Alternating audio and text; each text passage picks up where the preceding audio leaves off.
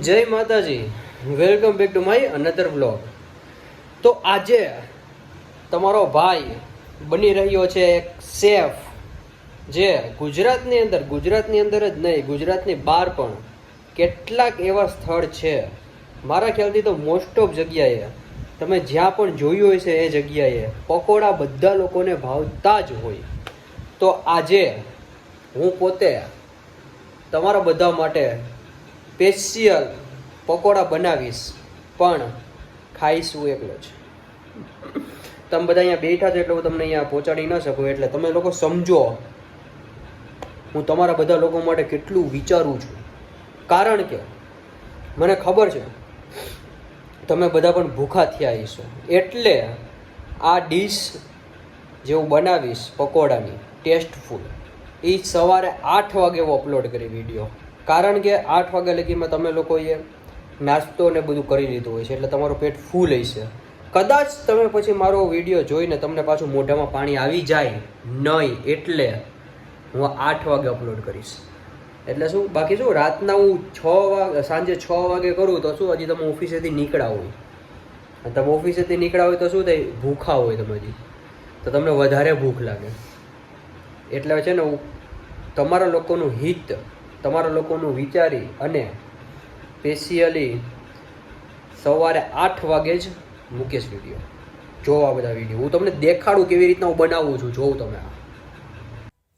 Finally આપણે bread લઈ લીધી છે પકોડા માટે, અને એની ભેગી આપણે સોડા તો જોઈએ જ. તો સોડા વગર તો ભાઈ મેળ જ ન આવે પકોડા ખાવાની, તો સોડા પણ લઈ લીધી છે એના માટે. ચલો તો આપણે શરૂઆત કરી દીધી છે, બ્રેડનું સ્ટાર્ટિંગ કરી દીધું છે, બેટર પણ બની ગયું છે, મસાલો પણ બની ગયો છે, બધી વસ્તુ કમ્પ્લીટ છે. તો હવે ખાલી એક જ વસ્તુ બાકી રહી જાય છે, પકોડાને ભરવાના. તો પકોડાને ભરવાનું ચાલુ કરી દીધું છે આપણે, અને હવે આપણે એને કટિંગ પણ કરવાનું ચાલુ કરી દઈશું. જોઈ લ્યો, આખું આપણે બ્રેડને તાકાતથી જે મેં મસાલો બનાવ્યો છે, ઓ માય ગોડ, એ તો તમને શું વાત કરું, બહુ જ મસ્ત હે ને મસાલો બનાવ્યો હતો. હા હા હા, મજા આવી ગઈ. જોઈ લ્યો, હવે પછી આપણે એને કટિંગ કરી નાખી છે. હવે આ બીજી છે એ પણ તમને દેખાડું છું. આ મસાલો છે જે મેં બનાવેલો છે વ્યવસ્થિત. મજદૂરી મારી પાસે કામ કરાવી રહ્યા છે બધા કામ.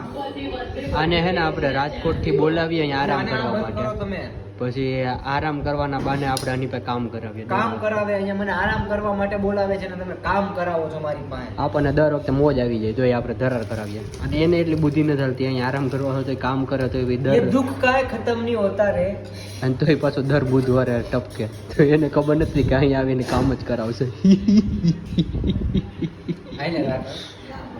અને આપણે કામ જ કરાવવાનું, મજા જ આવી રાખે.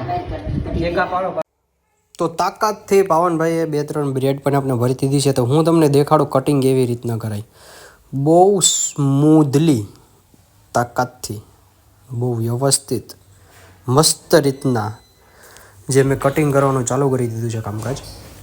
કારણ કે તમને લોકોને ખબર હોય કે ન હોય, જો ભાઈ કટિંગ કરો તો પછી આગળ વધે વાર્તા, અને આગળ વાર્તા વધે તો પછી થાય શું થાય, તો જ પછી થવાનું છે આની અંદર પ્રોસેસ આગળ વધવાની છે. એના લીધે થઈ અને આપણે કટિંગ બધા પકોડા કરી નાખ્યા છે, જાજા બધા કરી નાખ્યા છે. હવે હું તમને દેખાડું તરવાની પ્રોસેસ આખી. આ બધું આજે મેં જ કર્યું આખું A to Z, સ્ટાર્ટિંગથી લઈ અને એન્ડિંગ લગીને આખું મેં જ પકોડું બનાવેલું છે, પકોડા બનાવેલા છે. જોઈ લ્યો, ઓલું ઊંધું થઈ ગયું તો પાછું કરના, બસ એમ પડી જવું જોઈએ, વ્યવસ્થિત થવું જોઈએ બધું કામકાજ, કે જેના થકી આપણને મજા આવી જોઈએ ખાવાની પણ, અને કામ કરવાની પણ મજા આવી જોઈએ. એના વગર તો મેળ જ ના આવે. આ તરેલા છે પકોડા, જે તમે જોઈ શકો છો, ઉપરથી મરીનો પણ મસાલો નાખેલો છે. વાહ, આ તમે કોઈ ટેસ્ટ કરો એટલે તમને મોજ આવી જાય. કેમ બાકી જોઈ લે, ગરમા ગરમ કટિંગ કરાવ્યા છે આપણે પાવનભાઈ પાસે. હા, આવો ક્યારેક તમે લોકો પણ, ખવડાવું તમને લોકોને પકોડા મારા હાથના બનેલા, તાકાતથી વ્યવસ્થિત, મોજ આવી જાય એવા. ભેગી સોડા તો જોઈએ જ આપણે. જોયો તમે કેટલા મેં પકોડા બનાવ્યા, અને કહેવાય તો નહીં પણ હવે તમને લોકોને એક મિનિટ કહેવાય તો નહીં, પણ તો પણ તમને લોકોને હું કહી દઉં છું, મેં ખાધા છે 9 પકોડા. ટોટલ 9 પકોડા મેં ખાધા છે. અને ટેસ્ટની વાત કરું તો કોઈ મસ્તનો મેં પકોડો બનાવ્યો છે આજે વખતે. તો એમાં પણ જે આપણે છે ને બેટર બનાવીએ, બેટર ગુજરાતીમાં ખબર નહીં એવું બોલાય, પણ બેટર બનાવીએ. બેટરની અંદર મેં છે ને નાખેલી હતી મરી, જે તમને પકોડામાં દેખાય નહીં છે. એ મરીવાળા બેટરના પકોડા હતા જે જેમ અંદરથી થોડુંક ખાટું મીઠું, અને પછી બહાર એની ઉપર આવે બ્રેડ, અને પછી એની ઉપર જે બેટર આવે એની અંદર મેંદો અને ચણો, અને એની અંદર નાખવામાં આવેલું હતું મરી, એટલે થોડીક તીખાશ. જોયું કોમ્બિનેશન?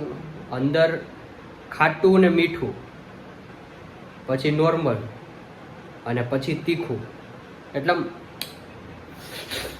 મોજ આવી ગઈ. અને એની ભેગી હતી આપણે સોડા. એક તો નિયમ રાખવાનો જ, ખાધા પછી સોડા પીવાની, કાં તો ખાવાની સાથે. જે ફાસ્ટ ફૂડની વાત છે, જે આપણે નોર્મલ ઘરે જમવા બેઠા હોય તો એ નહીં એવું કરવાનું.